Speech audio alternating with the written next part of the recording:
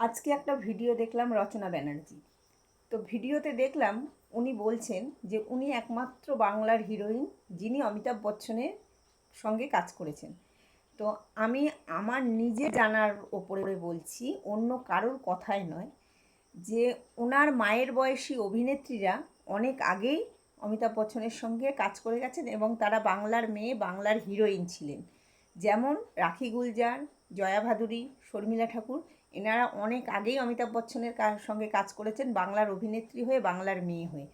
তাই যেহেতু রচনা ব্যানার্জি একজন বিশেষ অভিনেত্রী, বিশেষ শিক্ষিত মানুষ, তৃণমূলের হয়ে দাঁড়িয়েছিলেন, দলটা নিয়ে আমার কোনো কথা বলার নেই।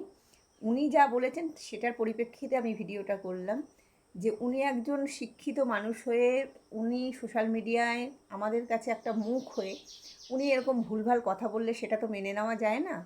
সেই জন্য আমি বলছি যে আগে জানুন, তারপর কথা বলুন।